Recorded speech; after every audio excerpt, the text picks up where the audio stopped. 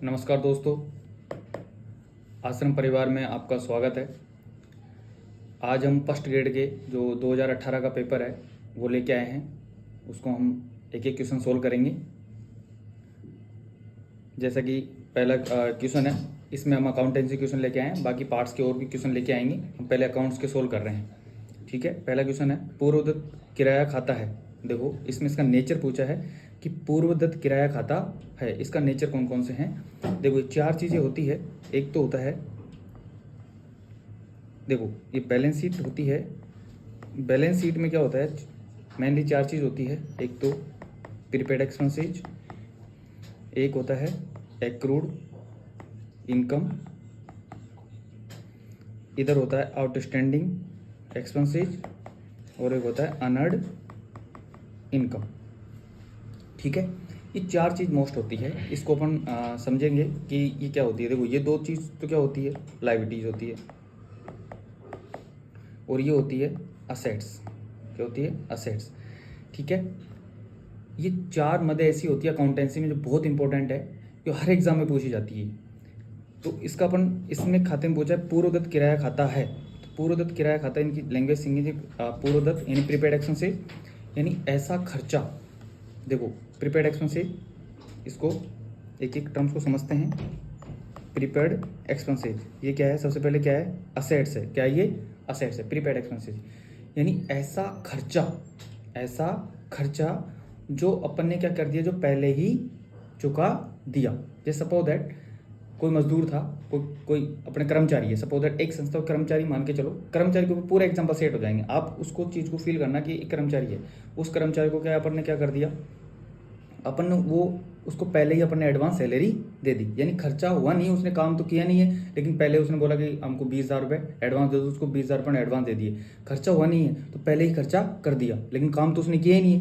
तो काम नहीं किया तो अपनी क्या हो गई, वो जो ज़्यादा अपन ने उसको खर्चा दे दिया, जो पेमेंट दे दिया, जो सैलरी दे दी, वो अपनी क्या हो गई, असेट, ठीक है। जब तक वो उसका टाइम पीरियड का पूरा नहीं करता, जब तक वो अपनी क्या मानी जाएगी, असेट मानी जाएगी। उसे क्या बोलते हैं, प्रीपेड एक्सपेंसेज कहते हैं, ठीक है। दूसरा है अक्रूड इनकम, ऐसी इनकम जो कमा तो ली गई है लेकिन प्राप्त नहीं हुई। सपोज दैट एक कर्मचारी है, वो क्या अपन है। अब अपन ऊपर लेके सोचो कि अपन मान लो कोई काम करने गए और अपन काम कर लिया वहाँ पे, और उसने अपन को सैलरी नहीं दी, पैसे नहीं दिए। सपोज दैट किसी को पैसे उधार दिए थे, ठीक है, उसने ब्याज नहीं दिया, यानी अपन ने कमा तो लिया लेकिन वो प्राप्त नहीं हुआ। उसे क्या बोलते हैं, एक्रूड इनकम। क्या बोलते हैं, एक्रूड इनकम। ये दोनों संपत्ति हो गई अपनी, ठीक है। ऐसे ही क्या है, आउटस्टैंडिंग एक्सपेंसेज। क्या है, आउटस्टैंडिंग एक्सपेंसेज। देखो, आउटस्टैंडिंग एक्सपेंसेज यानी कोई कर्मचारी है, उसकी 31 मार्च को खाते बनाते हैं अपन। तो 31 मार्च को खाते बनाते हैं, तो वो कर्मचारी है, तो उसकी कर्मचारी की अपन ने सैलरी नहीं दी, ठीक है। यानी उसका दायित्व है, आज नहीं तो अपन कल उसको सैलरी देंगे, ठीक है। उसको अपन को देना पड़ेगा। उसकी अपन की सैलरी 31 मार्च तक, मान लो 2 महीने की सैलरी उसकी पेंडिंग रख ली, ठीक है। तो हो गया उसे आउटस्टैंडिंग एक्सपेंसेज, यानी अपन क्या हो गया, दायित्व हो गया। अनअर्न्ड इनकम, अनअर्न्ड इनकम यानी ऐसी इनकम जो क्या हुआ, अपन ने अपना दायित्व है, अपनी दायित्व है, ठीक है। इस साल की है, अगली साल की है, लेकिन इस साल प्राप्त हो गई, ठीक है। यानी अगले साल की इनकम है लेकिन इस साल प्राप्त हो गई, ठीक है। तो अपना दायित्व है अगले साल तक, ठीक है। तो ये क्या हो गया, लायबिलिटीज। अब समझिए, ये चारों जो आइटम्स होते हैं, चारों मद होती है, वो किस नेचर के होते हैं, ये व्यक्तिगत नेचर के होते हैं। कौन से नेचर के होते हैं, ये व्यक्तिगत खाता होता है, ठीक है। आगे बात समझ में, ठीक है। तो इसका आंसर क्या हो जाएगा, व्यक्तिगत खाता, ठीक है। इसका आंसर हो जाएगा। अब इसमें से कोई सी भी चारों मद में से कोई सी पूछ लेता तो कौन सा खाता हो जाता, व्यक्तिगत खाता हो जाता। इसमें एक इंपॉर्टेंट और है, अगर इनका लेखा किया जाए, इनका लेखा किया जाए तो उपार्जन की अवधारणा, उपार्जन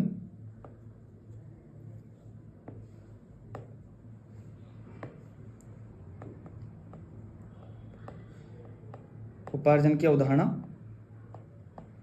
के अनुसार इसका लेखा किया जाता है। अगर मान लो इसको P&L में दिखाना हो, कहाँ दिखाना हो, इन चारों आइटम्स को अगर P&L में दिखाना हो तो मिलान की अवधारणा, ठीक है। अगर इन चारों आइटमों को बैलेंस शीट में दिखाना हो, कहाँ दिखाना हो, बैलेंस शीट में दिखाना हो तो किसमें, सुदीर्घ संस्थान की अवधारणा, ठीक है। आगे बात समझ में। अगर इसका लेखा करना हो, इन चारों मदों का लेखा करना हो तो उपार्जन की अवधारणा के अनुसार किया जाता है। अगर इनको P&L में दिखाना हो तो मिलान की अवधारणा के अनुसार किया जाता है। और अगर उनको बैलेंस शीट में दिखाना हो तो सुदीर्घ संस्थान की अवधारणा के अनुसार दिखाया जाता है। आगे बात समझ में। नेक्स्ट क्वेश्चन है 71। कौन सा विकल्प लेखांकन प्रक्रिया का सही क्रम को दर्शाता है, यानी किस किस रूप में लेखांकन प्रक्रिया अपनाते हैं। देखिए सबसे पहले लेखांकन की प्रक्रिया देखेंगे। लेखांकन की प्रक्रिया देखो, सबसे पहले अपन करेंगे लेखांकन की प्रक्रिया में अभिलेखन। क्या करेंगे? अभिलेखन। क्या करेंगे? अभिलेखन। उसके बाद में करेंगे वर्गीकरण। क्या करेंगे? वर्गीकरण। फिर उसके बाद में क्या करेंगे? संक्षिप्तीकरण। क्या करेंगे? संक्षिप्तीकरण। उसके बाद में क्या करेंगे? समीक्षा। क्या करेंगे? समीक्षा। और उसके बाद में क्या करेंगे? निर्वचन। क्या करेंगे? निर्वचन। और उसके बाद में करेंगे संवहन। क्या करेंगे? संवहन। देखो अब इस प्रक्रिया को फॉलो कर लो। ये प्रक्रिया कहाँ क्या हो रही है? देखो लेखांकन की अवधारणा, सॉरी लेखांकन का अभिलेखन हो रहा है प्रक्रिया में। अभिलेखन करेंगे सबसे पहले, फिर उसका क्लासिफिकेशन कर देंगे यानी वर्गीकरण कर देंगे, फिर उसका संक्षिप्तीकरण कर देंगे, और फिर देखो समीक्षा ये नहीं है, लेकिन अगलो ऐसा क्वेश्चन आ जाए उसमें समीक्षा आ जाए तो पहले क्या आएगा? निर्वचन से पहले क्या आएगा? समीक्षा, और बाद में क्या आएगा? संवहन। ठीक है, ये दोनों ही चीज सीखने को मिल गई अपन को। तो इसका ऐसे इसकी लेखांकन की प्रक्रिया रहेगी। इसका आंसर होगा अपना तो। ठीक है, नेक्स्ट 72। किस अवधारणा के अंतर्गत एक व्यवसाय का स्वामी को उसको लेनदार माना जाता है, यानी किस अवधारणा के अनुसार। देखिए ऐसी ये अवधारणाएं हैं, 12-13 अवधारणाएं हैं जो अपने एक एक डिटेल में पढ़ेंगे। इस अवधारणा का मैं आपको वीडियो 5-7 मिनट का है जो आपको इसी प्लेलिस्ट में मिलेगा, आप इसको डिटेल से पढ़ें। लेकिन इसको अभी यहाँ समझते हैं। इस अवधारणा के अंतर्गत एक व्यवसाय का स्वामी उसको लेनदार माना जाता है, यानी कहने का मतलब यह है कि अवधारणा ऐसी अवधारणा है जो अपने व्यवसाय को यानी दोनों पृथक पृथक लीगल एंटिटी मानती है, यानी व्यवसाय अलग और स्वामी अलग। ठीक है, तो पृथक अस्तित्व की अवधारणा ऐसा मान के चलती है। ठीक है, इसमें आंसर रहेगा। इसका 5 मिनट का वीडियो पूरा डिटेल से समझाया मैंने, उसको आप देखें। वो पूरी एक एक उदाहरण अपन पूरी डिटेल से पढ़ेंगे जो आपको इसी प्ले लिस्ट में मिलेगी। नेक्स्ट है, देखो इनमें से किन जनरल प्रॉपर में दर्ज किया जा सकता है, इनमें से किन में जनरल प्रॉपर में दर्ज किया जा सकता है। ठीक है, देखो जनरल प्रॉपर में दर्ज किया जा सकता है। देखो जनरल प्रॉपर ये आइटम दे रखे हैं, प्रारंभिक और अंतिम हस्तांतर प्रविष्टियां, समायोजन प्रविष्टियां और सुधार प्रविष्टियां। देखो सबसे पहले अपने क्या होती है? बुक्स होती है, बहियां होती है। क्या होती है अपनी? बहियां होती है, बहियां होती है अपनी। तो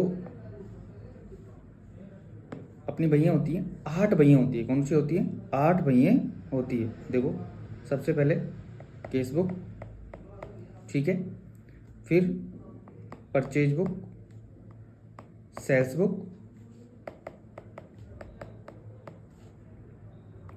purchase return book, sales return book, BR और BP, और एक होता है जर्नल प्रॉपर। ठीक है, ये अपनी कितनी होती है?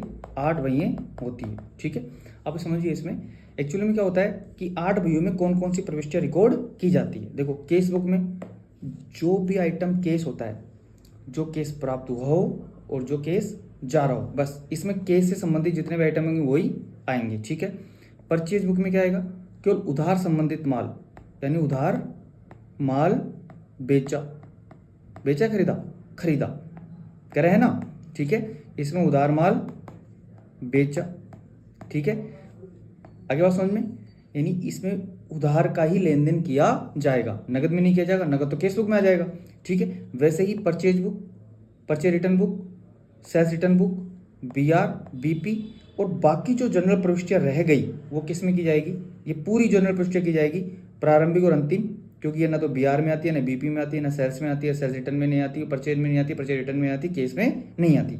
हस्तांतर प्रविष्टियां ये अपन क्या करते हैं? खातों में अपन हस्तांतरण करते हैं। समायोजन प्रविष्टियां, जो कोई प्रविष्टियां करने से रह जाती है एंट्रियां, वो समायोजन प्रविष्टियाँ करती है। जैसे अपने बैलेंस शीट के नीचे जो समायोजन प्रविष्टियाँ होती है वो बाद में अपना एडजस्टमेंट करते हैं। सुधार प्रविष्टियाँ, मान लो कहीं ऐसी एंट्रीज होती है जो गलत हो गई और फिर बाद में उनको सुधार करते हैं। तो ये सभी जो चारों हैं वो किस में की जाएगी? जर्नल प्रॉपर में। तो इसका आंसर क्या हो जाएगा? ए। ठीक है, इसका एक आंसर हो जाएगा।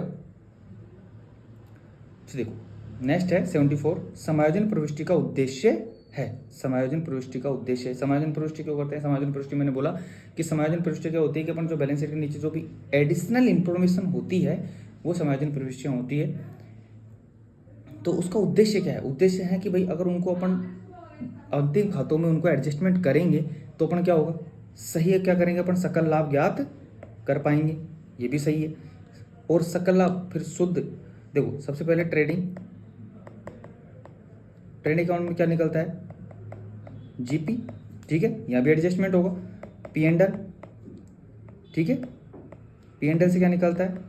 एनपी यानी शुद्ध लाभ, ठीक है, और फिर बैलेंस शीट यानी वित्तीय स्थिति, ठीक है। तो तीनों में ही समायोजन प्रविष्टि की जाती है। तो इनको सही सकल लाभ सही जानने के लिए, शुद्ध लाभ सही जानने के लिए और वित्तीय स्थिति सही जानने के लिए इन तीनों खातों में समायोजन प्रविष्टि की जाती है। तो इसका आंसर क्या हो गया? उपरोक्त सभी, ठीक है, इनका उद्देश्य ये है। फिर आता है 75, ओके, एक फर्म के विरुद्ध न्यायालय में वाद विचारणीय है, यानी न्यायालय में कोई आपके ऊपर केस चल रहा है, अंतिम खातों में कहाँ दिखाया जाएगा?